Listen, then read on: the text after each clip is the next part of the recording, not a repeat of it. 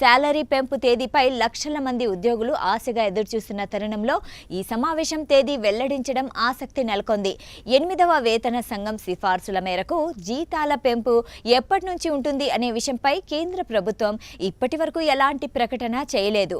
ఈ క్రమంలో ఉద్యోగ సంఘాలు కేంద్రానికి కీలక ప్రతిపాదనలు, డిమాండ్లు పంపిస్తున్నాయి. National council drafting committee April 13వ తేదీన జరిగే సమావేశంలో పాల్గొననుంది. గతంలో మార్చి 12వ తేదీన జరిగిన చర్చల కొనసాగింపుగా ఈ భేటీ జరగనుందని ఈ మేరకు ఓ సర్క్యులర్ జారీ చేశారు. ఢిల్లీలోని జేపీ చౌబే మెమోరియల్ లైబ్రరీ ఆఫీసులో ఏప్రిల్ 13న ఉదయం 11 గంటలకు ఈ భేటీ జరగనుంది.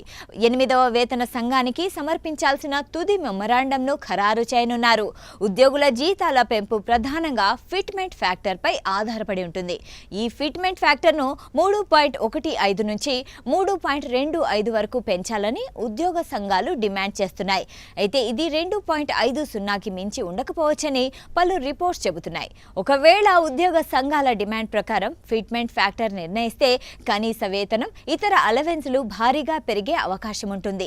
8వ వేతన కమిషన్ కి సంబంధించి ఇప్పటి వరకు కొన్ని మైలురాళ్లు ఉన్నాయి. 2025 నవంబర్లో 8వ పే కమిషన్ విధి విధానాలను ఖరారు చేశారు. 2026 మార్చి 5న మెమొరాండం విండో ప్రారంభించారు. 2026 మార్చి 31న ఫీడ్బ్యాక్ క్వశ్చనీర్ సమర్పించేందుకు చివరి తేదీగా నిర్ణయించారు. వివిధ శాఖల వారీగా విడివిడిగా మెమొరాండంలు సమర్పించేందుకు గడువును 2026 మే 31కి పొడిగించాలని ఉద్యోగ సంఘాలు కోరుతున్నాయి. 7వ వేతన సంఘం 2025 డిసెంబర్ 31వ తేదీతో ముగిసింది. అందువల్ల కొత్త వేతన సవరణ 2026 జనవరి 1 నుంచి అమల్లోకి రావాలి. ఆ తేదీ నుంచే బకాయిలు చెల్లించాలని ఉద్యోగ సంఘాలు పట్టుబడుతున్నాయి. ప్రస్తుత కరువు భత్యం డిఏ 58%గా ఉంది. దీన్ని ప్రాథమిక వేతనంలో విలీనం చేయాలని డిమాండ్ చేస్తున్నారు. కేంద్ర ఆర్థిక శాఖ సహాయ మంత్రి పంకజ్ చౌదరి ఇటీవలే పార్లమెంటులో కీలక వివరాలు వెల్లడించారు.